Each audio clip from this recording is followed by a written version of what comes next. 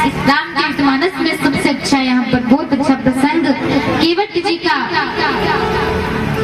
राम जी कहने लगे केवट हमें नैया में बिठाकर पार कराओ। केवट ने कहा नहीं कराऊंगा पार। केवट कहने लगा कहा तुम्हारी मरम में जाना। हम जब केवट भाई लोग दो चार जब इकट्ठे होते हैं ना तो चर्चा चलती है आपकी। पता चला है कि आप के चरणों की धूल किसी पत्थर पर लग गई तो वो सुंदर नारी बन गई। और महाराज जी जो केवट है ना, इस केवट ने बहुत प्रयास किया, बहुत तपस्या की हमारे राम जी के लिए, दर्शन करने के लिए बहुत प्रयास किया था। ये पिछले जन्म में कछुआ था। जब क्षीर सागर में भगवान के चरण छूने के लिए आता था तो महाराज आता था चरण छूने के लिए, लेकिन एक तरफ तो लक्ष्मी जी चरण दबाती और दूसरी तरफ लक्ष्मण जी छैया करके रखते तो दर्शन नहीं हो पाते। बहुत दिनों तक आता केवट, रोज आता लेकिन दर्शन नहीं हो पाते। एक दिन लक्ष्मण जी ने देखा वो कछुआ ऊपर चढ़ने लगा। लक्ष्मण जी ने देखा तो उसे मार दिया, फुकार लगाई और जलकर भस्म हो गया। उसका जन्म केवट के रूप में हुआ। और ये जो केवट है इंतजार कर रहा था राम का। जब पता चला कि राम आ रहे हैं तो इसने तो महाराज कथा आती है कि सारी नावें बंद हो गई थी, केवल केवट की नाव चल रही थी, क्योंकि केवट इंतजार कर रहा था ना, इसलिए। तो आज इंतजार खत्म हुआ। कहने लगा केवट नहीं बिठाऊंगा, आपके मरम को जानता हूँ। मान लो हमारी जो नाव है वो तो काठ की है, लकड़ी की।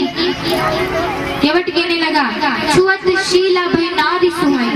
और सुनो, नाथ काठ की नाव हमारी, बने नारी और पड़े पिछाड़ी। तो एक को नाथ खवा नहीं पावे और घर में झगड़ा और बढ़ावे। एक को तो कैसे ना कैसे करके खिलाते हैं। और अगर आपने आपकी चरण की धूल नाव पर पड़ गई और सुंदर नारी बन गई तो राम जी बोले फिर। तो केवट क्या कहने लगा कि प्रभु आइए सोत महादुखदाई, घर में हो ये प्रचंड लड़ाई। सोत का जो झगड़ा है ना महाराज बहुत दुखदाई है, इसीलिए मुझे ऐसा झंझट नहीं चाहिए। अब केवट कहने लगा कि प्रभु कहत एक डर लागे भारी। एक बात कहते हुए मुझे बहुत डर लग रहा है। राम जी बोले कह दे तू तो, इतना कह दिया तो इतना और कह दे, क्यों डर रहा है बोल। तो केवट कहने लगा कि कहत एक डर लागे भारी, आपके घर में 3 महतारी और दशरथ 3 स्त्रियां नहीं करते तो तुम वन वन गाए फिरते। आपके घर में भी तो सोत का ही झगड़ा चल रहा है। अगर दशरथ जी 3 पत्नी नहीं करते, 3 शादी नहीं करते तो आपको क्या वन वन में घूमना पड़ता। इसीलिए आपके घर में सोत का झगड़ा चल रहा है। हाँ महाराज। फिर केवट कहने लगा और सुनोगे?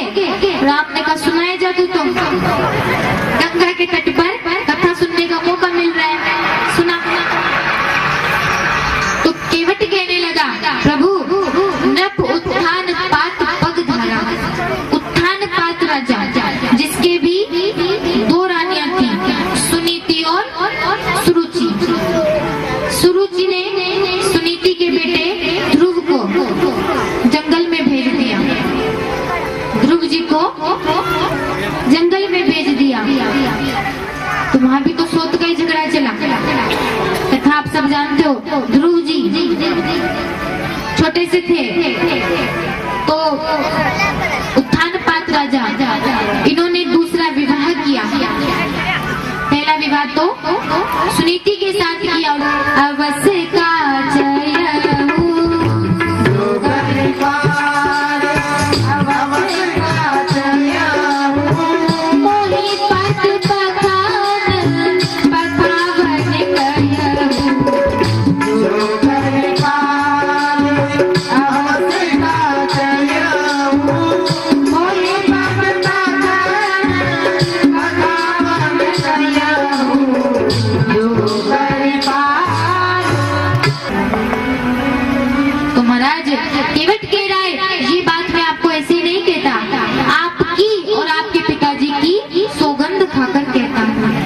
केवट कहने लगा कि पद कमल धोए चढ़ाई ना, हाथ उतराई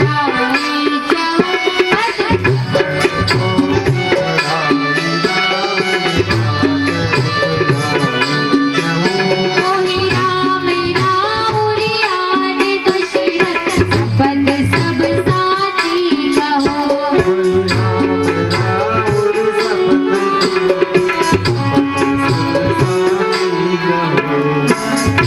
आपके पिताजी की सौगंध खाकर कहता हूँ, लक्ष्मण जी ने तीर निकाल लिया, केवट मार दूंगा। मेरे पिताजी को बीच में क्यों ला रहे हैं? केवट बोला प्रभु मार दो, मार भी दोगे तो मेरा तो इसमें फायदा है। बोले क्या फायदा है तेरा? केवट कहने लगा मेरा ये फायदा है कि आप जानते हो कि मैं पिछले जन्म में कछुआ था और जब आपने पिछले जन्म में मुझे मारा तो मेरा जन्म एक इंसान का हुआ, और क्या पता अगर आप मुझे फिर से मार दो तो क्या पता मेरा अगला जन्म किसी संत का हो। फिर बिलाप उतार ही पारो,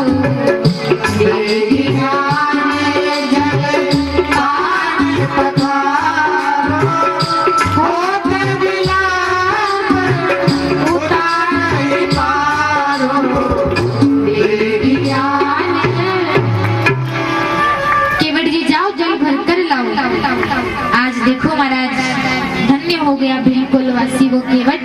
कुटिया में गए, पत्नी रो रही थी। बोले क्यों रो रही है? बोले इसलिए रो रही हूँ कि आज भगवान हमारे द्वार पर आए हैं और उनके चरण धोने के लिए हमारे पास में सोने चांदी का पात्र भी नहीं है। केवट बोला अगर हमारे घर में सोने चांदी का पात्र होता भी ना तो भी मैं राम के चरण उसमें नहीं धोता। बोले क्यों? इसलिए क्योंकि सोने चांदी का जो पात्र होता है उसमें हम जल को भरते हैं और जब उसे हम धो लेते हैं, मांज लेते हैं तो वो बिल्कुल साफ। इसीलिए कठोता लेकर आया और कठोता लाया और तुलसी बाबा लिखते हैं कि अति आनंद उमगी अनुरागा, चरण सरोज पखारन लागा। महाराज धन्य हो गया बिल्कुल वासी वो केवट जिसे राम के चरण धोने का सौभाग्य प्राप्त हुआ। वरना तुलसी बाबा तो लिखते हैं जन्म जन्म मुनि